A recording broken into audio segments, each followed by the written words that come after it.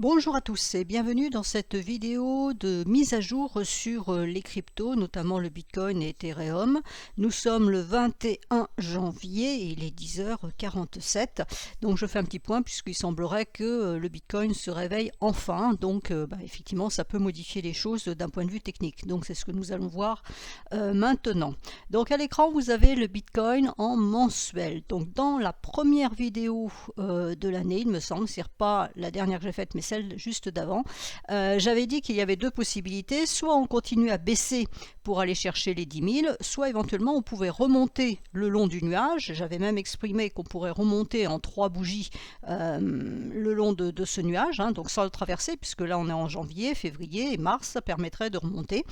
Soit, oui, effectivement, il pouvait monter maintenant, puisque c'était un peu euphorique en janvier, et redescendre en février et casser ce nuage. Donc cette possibilité, cette dernière, reste toujours d'actualité. Hein. C'est pas parce que ça monte aujourd'hui que ça va pas baisser le mois prochain. Là, on est monté, on est rebaissé après, et on n'est que le 21 janvier, donc ça peut encore baisser. Mais compte tenu de ce qui se passe là depuis hier, on va dire qu'on va être plutôt optimiste. On ne va pas envisager le scénario baissier, on va rester sur un scénario haussier, parce qu'avec une bougie comme elle se présente actuellement, je pense que pour le moment ça devrait continuer à monter. Donc d'un point de vue purement technique, on serait en train de on pourrait longer le nuage ici, et même chose, j'avais dit, bon, il y a deux choix, ou la lagging span, elle passe entre les bougies, ou elle rebondit, et elle rebondit aussi. Pour le moment, la lagging span ne valide absolument pas de baisse de long terme, hein. Donc il faut relativiser ça, on est en mensuel, donc attention, mais pour le moment, elle peut remonter aussi. Donc le potentiel haussier est présent, mais le potentiel baissier n'est pas totalement éliminé, donc attention. Donc maintenant, par rapport au décompte Heliotis, parce que je sais qu'il y a quelqu'un qui m'avait posé la question sur Twitter, et j'avais dit, et quand il m'a posé la question, j'ai dit non, pour le moment rien n'a changé. Donc là, il se trouve que j'ai rencontré pas mal de professionnels là où je suis, et il s'est trouvé que justement hier après-midi, on était en train d'en parler. J'ai eu un petit meeting avec deux autres personnes que je connais aux États-Unis et qui font de l'Elliott. Donc pour eux, le scénario n'est pas invalidé pour le moment. Il dit qu'effectivement, il y a peut-être un petit peu du plomb dans l'aile, on ne peut que constater, hein. Ça c'est les marchés qui font l'histoire, c'est pas nous les analystes, nous on fait que regarder des choses et essayer d'en déduire des perspectives, on n'est pas là pour faire le marché. Donc le marché lui il marche tout seul, et puis oui, parfois il peut nous invalider. Pour le moment l'invalidation n'est pas faite. Pourquoi? Parce qu'on n'a pas dépassé les points hauts ici. Donc tant qu'on ne dépasse pas ces points hauts, on peut considérer, et je me mets en mensuel pour que vous voyez mieux, on peut considérer qu'on est toujours dans cette vague 4, qu'elle n'est pas finie, hein. Et ça j'en avais déjà parlé aussi. Et je disais, voilà, la question elle est-ce que ce point bas là c'est du 5 ou du je sais pas trop quoi, mais c'est un peu bizarre parce que ça ferait une vague 4 courte, une vague 5 pas très profonde. Donc d'un point de vue de ratio, quand on met les ratios, normalement on fait 1, 3, 4 et on doit aller chercher le 0,618. Mon 0,618 il est toujours à 10 780, il n'a pas changé de place. Ici on n'a même pas atteint les 0,382 qui sont les 14 889. Donc c'est là où et j'en discutais hier, et on était effectivement devant nos graphiques, et on pouvait dire absolument tout et n'importe quoi. On était trois autour de la table, on avait trois idées différentes. On peut imaginer que ce mouvement impulsif a été le dernier mouvement impulsif, qu'on a fait effectivement un point bas et qu'on est en train de repartir pour faire un mouvement correctif de ce mouvement-là en ABC. Voilà, ça c'est une idée. Maintenant, est-ce que ce mouvement-là, ce n'est pas pour revenir chercher ce niveau ici, donc qui correspond ici à la Kijun hebdomadaire, hein, ce plat de Kijun hebdomadaire, et on a ici un plat de Tenkan. Alors attention, parce que la lagging span, c'est ce qu'elle va rencontrer, alors cette semaine peut-être pas, mais la semaine prochaine, on peut très bien en troisième bougie bleue, hein, parce qu'on en a deux, en troisième bougie bleue, aller chercher ce niveau-là. Ça voudrait dire que tout ce fatras-là, c'est une vague 4, et on repartirait à la baisse pour chercher nos fameux 0,618 de vague 5. Donc voilà, c'est pour ça que là, il y a du potentiel haussier, je pense. Enfin, nous pensons, mes collègues et moi, qu'il y aurait encore du potentiel haussier, au moins pour aller chercher, allez, on va dire les 25 000, hein, pour faire simple, mais après, attention, prudent sur ce qui se passerait sur ce niveau-là. Maintenant, d'un point de vue, là par contre, je parle Ishimoku, on a cassé la Kijun. Donc, effectivement, à moyen terme, on est haussier, hein. On a eu la cassure la semaine dernière, test de cassure cette semaine, on part à la hausse, donc c'est absolument parfait, il n'y a rien à dire. Donc, on va rencontrer une résistance Ishimoku ici, avec ce niveau de Kijun. Là, je viens de le dire, le niveau de Tenkan. Maintenant, on peut aussi envisager d'aller chercher les 27 000 qui correspondent aux 27 500 qui correspondent au bas de ce nuage. C'est là où ça va devenir compliqué, en fait, parce que le nuage est épais. Donc, cette impulsion haussière que l'on constate depuis 2 semaines, parce que déjà la semaine dernière, elle était belle, cette impulsion haussière pourrait caler sur ce nuage-là, parce qu'il va falloir poursuivre. Là, dans l'idée, c'est que si on arrivait à monter jusque-là avec une troisième bougie bleue, par exemple, on a cette impulsion ici, donc c'est pas fini, il reste encore samedi, dimanche, donc on peut imaginer que dimanche soir, en clôture, on soit au moins sur ce niveau-là, correction en début de semaine, et puis après, paf, on redonne encore une belle impulsion, et on va chercher ce niveau-là la semaine prochaine. Grosso modo, donc là, il faudra faire attention parce qu'effectivement, on aura déjà nos 3 bougies bleues, donc correction attendue. Et surtout, il va falloir trouver quelque chose dans le marché qui va permettre au prix de continuer à traverser ce nuage-là. Là, on rentre dans du lourd. C'est un nuage hebdomadaire, donc de moyen terme. Il va falloir le traverser et donc il va falloir une dynamique vraiment haussière de fond, c'est-à-dire que les opérateurs ont changé d'avis, ils sont foncièrement haussiers sur le Bitcoin et ils veulent traverser toute cette masse. Donc, le premier objectif, dans l'hypothèse où on rentrerait dans ce nuage, ça serait les 33 000 ici qui correspondent à ce niveau-là. On en aurait même un autre ici à 32 000 et puis là un niveau de Kijun mensuel ici à 34 400. Donc ça serait la première idée. Puis après, bon, la suite on verra, on n'en est pas encore là. Je doute fort que ça monte comme ça en ligne droite. Ça baisse, un marché sait baisser très vite, mais pour monter c'est quand même un peu plus compliqué. Prenez l'analogie avec les escaliers. On descend plus vite des escaliers qu'on ne les monte.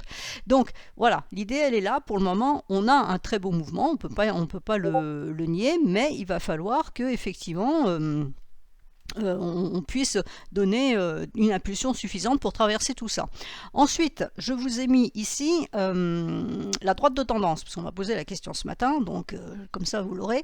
La droite de tendance, elle se pose sur les 2 points hauts ici, et voilà. Donc vous voyez qu'en plus de ce niveau fort que je viens de vous montrer de Kijun hebdomadaire avec la Tenkan ici, on a la droite de tendance. Donc il risque d'y avoir un petit blocage ici, mais c'est pas forcément négatif, ça peut permettre au marché de souffler un peu, de redescendre éventuellement un peu, c'est-à-dire de corriger, avant d'attaquer cette hausse pour aller chercher le nuage. Donc les résistances ou les droites de tendance ne sont pas forcément négatives. Ça dit simplement que, attention, là la poussée elle est déjà bien faite, donc dans les 2 jours qui restent, à savoir samedi, dimanche, voilà, on est peut-être un peu capé sur le potentiel aussi. Et quand je vous mets donc en journalier, alors en journalier j'ai rajouté autre chose vraiment pour vous cadrer l'histoire, donc on voit bien qu'on n'est pas très loin de notre droite de tendance, qu'on est déjà sur une 3e bleue, donc on peut encore pousser, on peut encore pousser là ce jour pour aller chercher un niveau, ou si c'est pas ce jour, ça peut être demain, mais bon, on va dire que ce week-end, on peut encore envisager d'aller chercher ce niveau-là. Alors sur excès, on pourra voir le niveau ici qui correspond à 23 700, on pourra avoir une mèche par exemple qui aille chercher ce niveau-là, mais là on voit bien que bon, on arrive sur de la résistance. Et puis je vous ai mis, pour compléter l'analyse, ça c'est ce qu'on fait. Alors, on ne laisse pas forcément tout sur son graphique parce que ça devient un peu brouillon, mais là c'est pour vous expliquer. J'ai mis une extension Fibo en partant ici du point bas, premier mouvement, correction, et on est allé, on est proche, on va dire, des 200% d'extension. Donc c'est énorme. Donc on se doute bien que là, sur ce niveau-là, il devrait se passer quelque chose. Donc c'est pour ça que je dis que aller chercher le nuage hebdomadaire qui est tout là-haut n'est pas improbable. Ça peut se faire à condition qu'on arrive à passer ce nœud. Ça, je vous rappelle que c'est la Tenkan au-dessus de la lagging span hebdomadaire. Donc voilà, là on va rentrer dans de la résistance costaud. Il va falloir l'impulsion pour aller chercher ce niveau-là. Et on voit bien en court terme que c'est pas simple puisqu'on est très proche de la droite de tendance. Alors maintenant, pour revenir à notre histoire d'Elliott, quand on voit ce mouvement-là, on peut aussi dire qu'ici on a un mouvement 1, 2, on fait un 3, on pourrait faire un 4 correctif, or qui irait je ne sais pas trop où, faut affiner après les choses, avant de faire un 5 pour aller chercher ce niveau-là. Et à ce moment-là, ça serait fini et on repartirait sur de la baisse. Voilà, ça c'est des hypothèses, voilà, le travail d'analyse technique c'est ça, ce sont des hypothèses et repérer des niveaux, et si les niveaux sont cassés ou pas cassés, on valide ou on invalide des idées.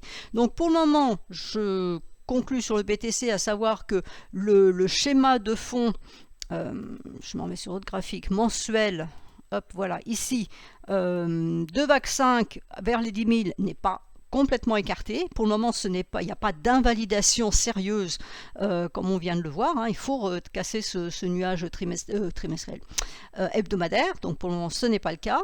Là, pour le moment, on est en train de remonter le long du nuage. Donc ça, c'est positif. Voilà, on va le dire comme ça, on peut envisager, on va traverser à terme ce nuage hebdomadaire, alors ça ne va pas se faire en quelques semaines, hein, ça peut prendre du temps, et puis on va chercher le niveau qui est ici, des 35 000, hein, ce n'est pas du tout improbable, pour le moment dans la technique, il n'y a rien qui dise qu'on ne puisse pas y aller, c'est déjà ça, à part ce nuage hebdomadaire qu'il faut traverser. Donc on comprend bien que, vous voyez, quand on regarde 3 unités de temps, haute, puisqu'on est en train de faire de la prospective, il faut prendre chaque élément et puis c'est pas être optimiste ou pessimiste, c'est simplement voir les choses telles qu'elles sont. Là je vois une bougie bleue qui monte, donc clairement je vais pas vous dire le Bitcoin va à 10 000 demain, ça serait complètement absurde et ça serait me tirer une balle dans la tête. Donc non, je vais pas le dire, ça monte, mais voilà. Il y a toujours un mais, hein, et ça c'est le propre du trading, hein, même quand on est en intraday, il y a toujours un mais, c'est-à-dire qu'il y a des choses, ce sont des probabilités d'évolution d'un cours, ce ne sont pas des certitudes.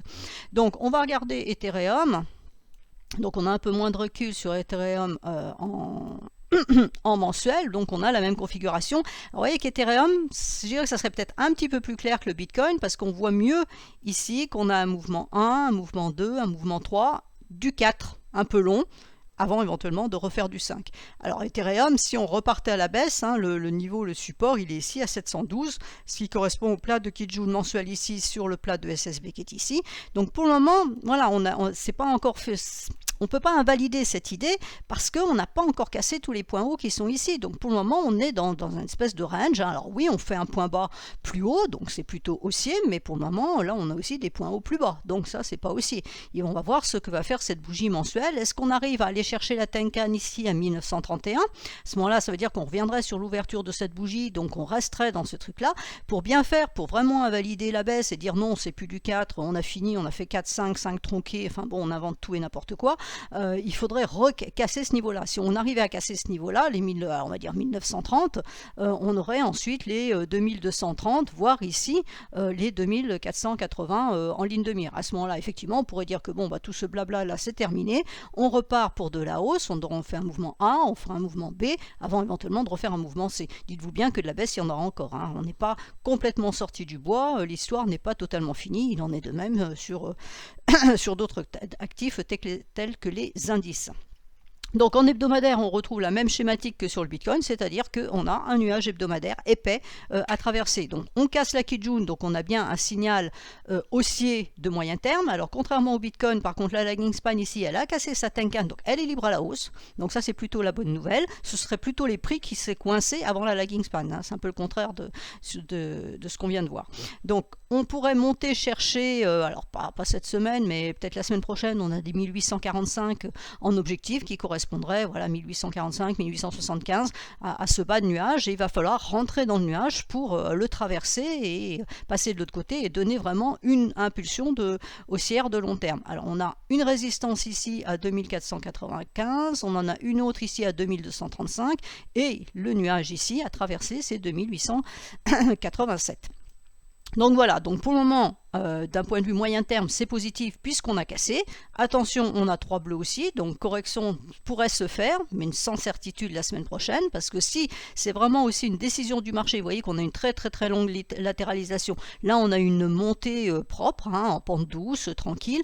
On a travaillé cette Kijun hebdomadaire, donc ça c'est très positif. Et puis là, on est en train de partir à la hausse. Donc on voit qu'on a une résistance ici à 1707, hein, qui correspond à ce niveau-là. Et puis après, il va falloir rentrer dans ce nuage.